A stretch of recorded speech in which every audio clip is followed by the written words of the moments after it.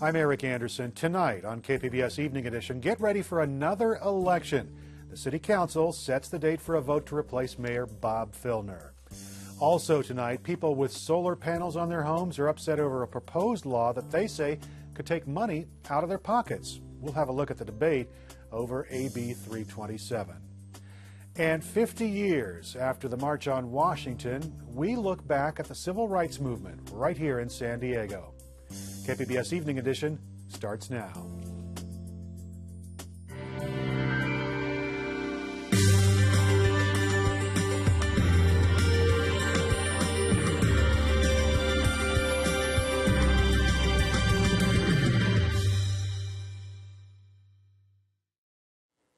Good evening. Thanks for joining us. Dwayne Brown is off tonight.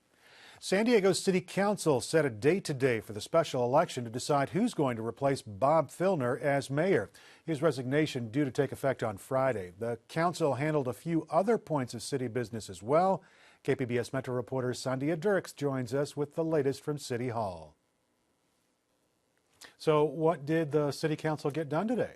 Well, the council moved quickly to fix a provision in San Diego's recall process that may have made it unconstitutional, and they passed a plan to put more money into retaining police officers. They say it's all part of getting back to basics, and the next big step in the process is going to be a special election set for Tuesday, November 19th. And, of course, that is to replace Bob Filner. Do we know who's going to be running for that spot?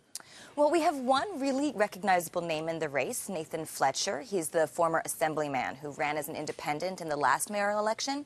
Other than that, we're hearing rumblings and rumors. Some say Carl DeMaio, who was Filner's opponent last year, will try again. He hasn't said whether or not that's true. City Council member Kevin Faulkner says he is considering it. His seat is up this year, and he says he's always interested in staying involved in politics. Another big possibility is Todd Gloria, the council president, who will spend the next few months as interim mayor. But he isn't yet saying whether he wants that position to go on for longer. Now, did either of them say when they're going to make their intentions public? Very soon. They both say in the next few days, so expect to know a lot more about our options in the next little bit here. Meanwhile, Gloria says he is getting ready to make the move to the 11th floor. That's where the mayor's office is, and he hopes to usher in transparency and efficiency in city government, something he says has been sorely lacking in this summer of scandal. KPBS Metro reporter Sandia Dirks. Sandia, thanks.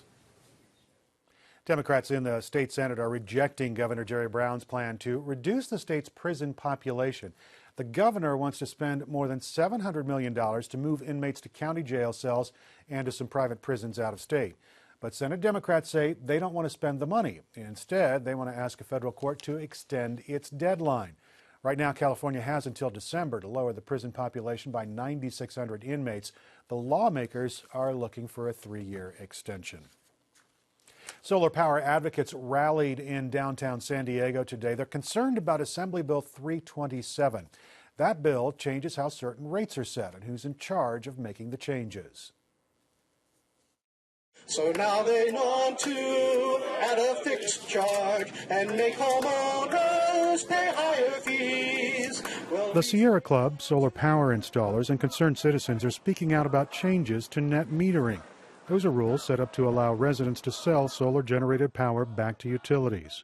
The changes proposed by AB 327 to net energy metering threaten the foundation of rooftop solar. For me, it turns my solar investment from one that should pay back before I retire into an expensive loss. Activists say a provision in the bill would allow utilities to charge customers a flat fee. County Supervisor Diane Jacobs says that adds an expense that rooftop solar owners don't currently have to pay. This will discourage people from putting solar on their roofs. It will discourage energy conservation measures, which has been something and policies at the state that have been in place for over 20 years. It's a big step backwards. SDG&E's Stephanie Donovan says the utility is not interested in pinching off the solar pipeline. SDG&E supports solar. In fact, we have about 26,000 customers with rooftop solar on their homes and businesses today. It's a good thing.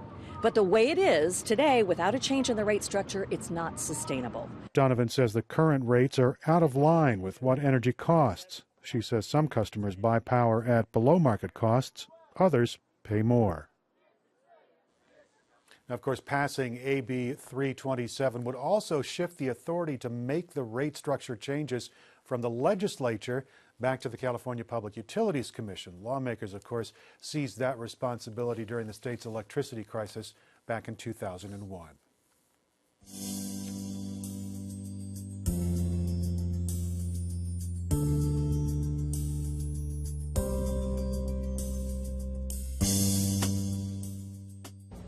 I have a dream that one day this nation will rise up and live out the true meaning of its creed. We hold these truths to be self-evident, that all men are created equal. 50 years ago today, Dr. Martin Luther King Jr. called on Americans to let freedom ring for people of all colors and all creeds. Today, tens of thousands mark the anniversary of the March on Washington. Former Presidents Jimmy Carter and Bill Clinton joining in the crowd, and current President Barack Obama, all to pay tribute to King and the marchers. Because they marched, city councils changed, and state legislatures changed, and Congress changed, and yes, eventually the White House changed. That speech, the president sat down with Gwen Ifill and Judy Woodruff of the PBS NewsHour for an exclusive interview reflecting on civil rights and economic opportunity in America 5 decades after the March on Washington. They also talked about Syria, the president saying the U.S. has concluded the Syrian government carried out a large-scale chemical attack against civilians last week. That exclusive interview can be heard on the PBS NewsHour at 7 o'clock. Right now, Amitha Sharma talks to 2 San Diegans who were trailblazers in the local civil rights movement. It was on this day in 1963 on the steps of the Lincoln Memorial where Martin Luther King Jr. made his iconic I Have a Dream speech. I have a dream that my 4 little children will one day live in a nation where they will not be judged by the color of their skin, but by the content of their character. I have a dream today.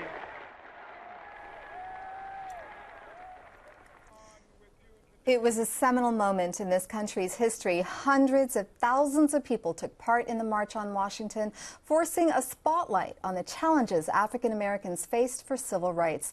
That struggle also played out here in San Diego, where at the time schools and neighborhoods were segregated and not a single hotel allowed blacks, earning the city the label Mississippi of the West. My next 2 guests worked to end racism in San Diego. Leon Williams, who was San Diego's first black councilman and the first black member elected to the County Board of Supervisors, and civil rights leader Dr. Carol Wayman, author of On Being Black in San Diego, Anytown, USA. Gentlemen, welcome.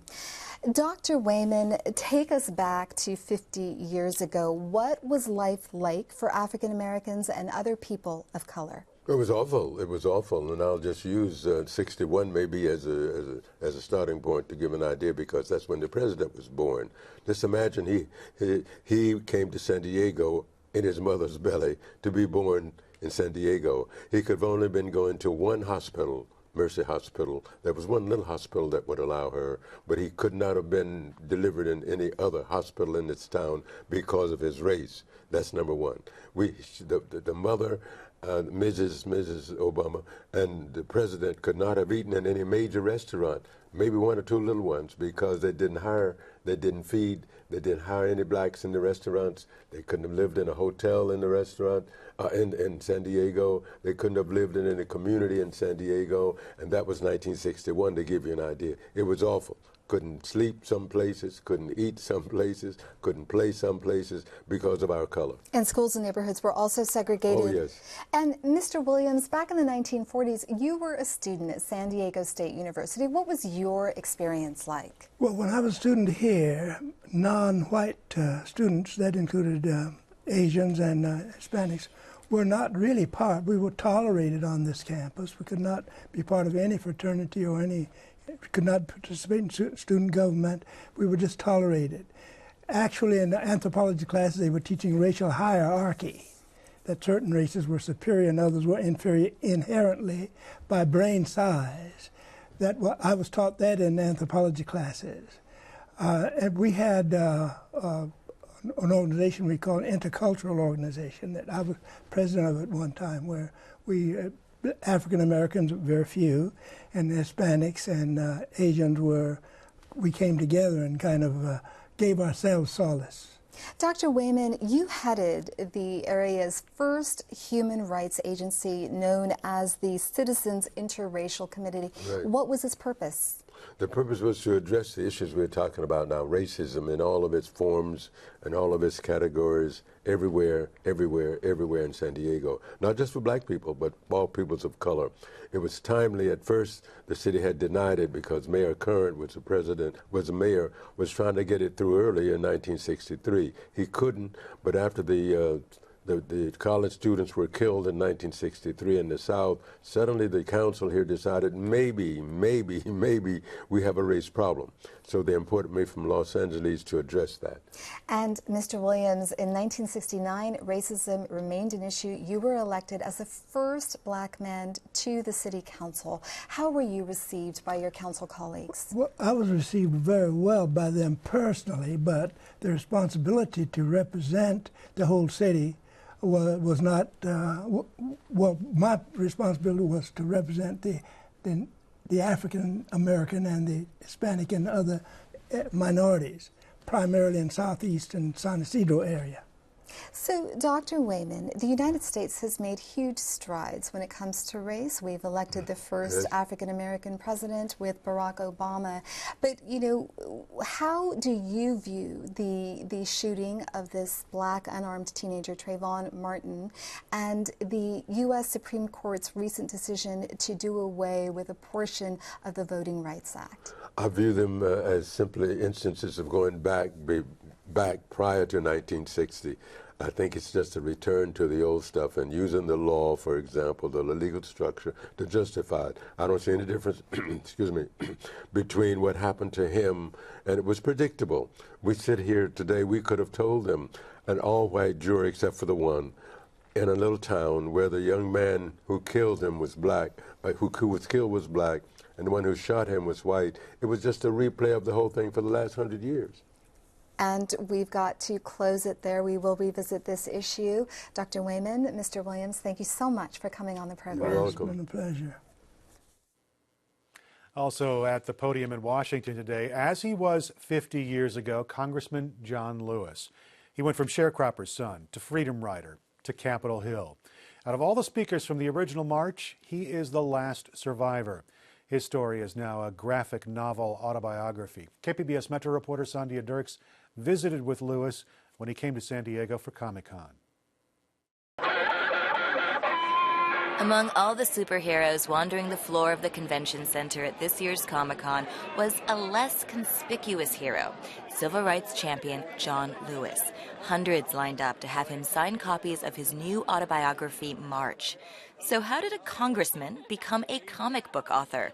It began with a young man who was working on the congressman's 2008 re-election campaign. That staffer's name? Andrew Aiden. It was towards the end of the campaign. As things were winding down, folks started to talk about what they were going to do after. And unashamed, I said I would be going to a comic book convention. And there was a little teasing. But Congressman Lewis stood up for me. And I tried to do what I could to put it down and said, you shouldn't laugh. At another time, in another period, there was a comic book called The Montgomery Story, Martin Luther King Jr. and The Montgomery Story, that inspired me. That comic book is 15 thin pages of colored newsprint that tells the story of the Montgomery protest sparked by Rosa Parks' 1955 refusal to give up her seat on a public bus. But it also serves as something else, a primer on the nonviolent method. It was a lesson that John Lewis put to use as he and fellow students planned sit-ins at segregated lunch counters in the early 1960s. Congressman John Lewis is an American icon.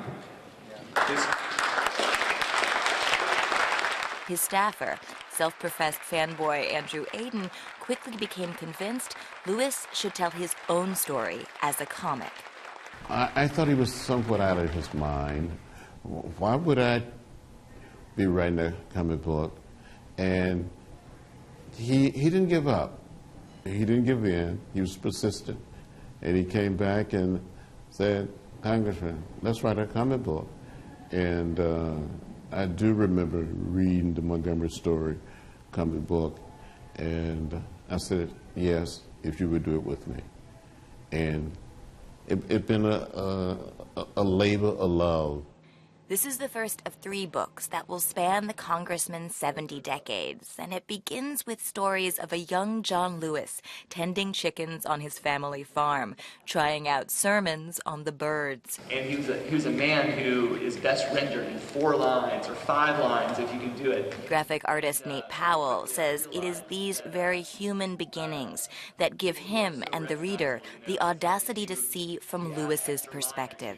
There were certain moments, free of context, where I felt like I could simply slip into his shoes for that moment. And I knew precisely what it was like to witness, the baptism of these chickens, the loss of a beloved hen down a well, the hiding under the porch so that he could sneak away from his house in order to get an education each day and hop on the bus with his mom chasing after him. That intimacy is evident in the shadowed, up-close visual perspectives that mark the early parts of the book. But Powell says there were moments where drawing the narrative gave him pause. I will hit a certain milestone within the narrative, whether it's depicting, trying to find the appropriate and powerful way to respectfully depict the murder of Emmett Till. The book, its creators say, isn't just history. Like the comic book that inspired it, March is meant to be a primer for a new generation on the power of nonviolent protest. That is something co-author Andrew Aden says was never far from his mind. This may get me in trouble, but I really believe that the generation between the congressman and Nate and I has in some sense failed us. I think they sold out a little bit. And I think our generation, needs to pick up a torch again. Too many people, even today, the 21st century, have been left out and left behind. They're black, they're white, they're Latino, they're Asian American, they're Native American. And the book is trying to say that we all must continue to be restless. Lewis says that in the age of Trayvon Martin and the recent Supreme Court decision on voting rights, young people need to find a way to connect to the greater struggle for civil rights. I remember hearing Martin Luther King Jr. preach from time to time, and his father would be in the pulpit, and he would say, son, make it plain, make it plain.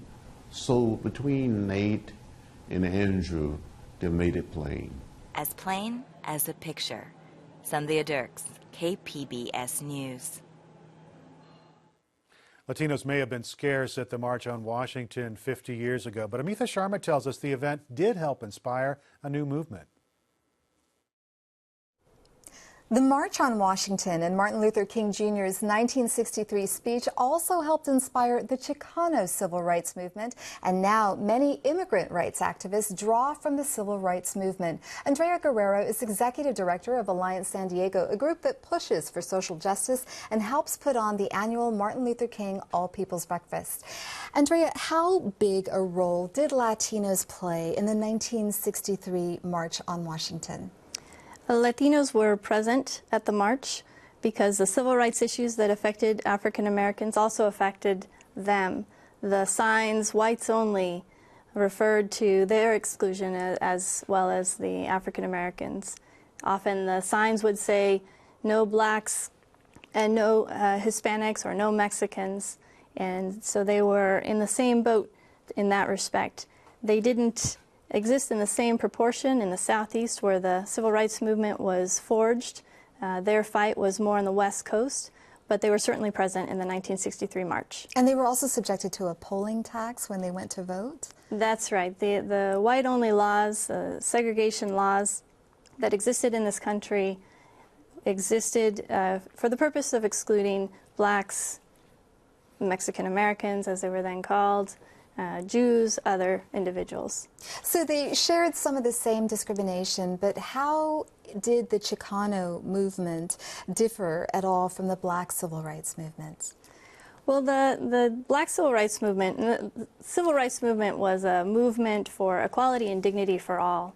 And so, although the main actors in that movement were African American, their fight was for dignity and equality for all. And that's the message of Dr. Martin Luther King. The Chicano movement happened in the West Coast, and it was related to the agricultural fields and the battle over the treatment of migrant workers. It certainly expanded into other realms because segregation laws were in place at the restaurants, in the housing, at the lunch counters, et cetera, et cetera. So we know that Chicanos were very much involved in fighting for their rights. They found agencies in themselves as people that could determine their own destiny, as did the African Americans in other parts of the country. The civil rights movement launched by African Americans in this country influenced all the movements that came after, including the Chicano movement. And so Cesar Chavez, who was trying to improve the working conditions of migrant workers, the poor, and Latinos in general, he received a telegram from Martin Luther King Jr. saying that he and the civil rights activists were together with him in spirit and determination. What was their relationship like? They were supportive of one another. They knew each other. And where they could help one another, they did. I think the most significant relationship they had was that Cesar Chavez took his teachings from Dr. Martin Luther King, and he learned the principles of nonviolent resistance that Dr. King himself had learned from Mahatma Gandhi in India, and he carried that legacy forward. So you just returned from Washington, D.C., commemorating the march, the 50th anniversary of the march. What was the atmosphere like there? It was riveting. It was a momentous occasion, and we were thrilled to be a part of it. We saw a diversity of interests, a diversity of people, and it was really heartwarming to see a solidarity in this country for change, for social movement. That's rare to see, and we hope to bring that legacy back to San Diego and continue the fight for equality, dignity, and justice. And we've got to end it there. Andrea Guerrero, thank you for coming on the program. Thank you. There is a flash flood watch for the mountains and deserts tomorrow. We could get thunderstorms along the coast tomorrow. It's going to be clearing by the weekend. And look for storms through Friday in the inland valleys with partly cloudy conditions on Saturday. Thunderstorms expected throughout the weekend in the mountains and in the desert areas too. Temperatures out in the desert areas up over 100 degrees. Tonight's stories are online at kpbs.org/evening edition. Thanks very much for joining us. Have yourself a great evening.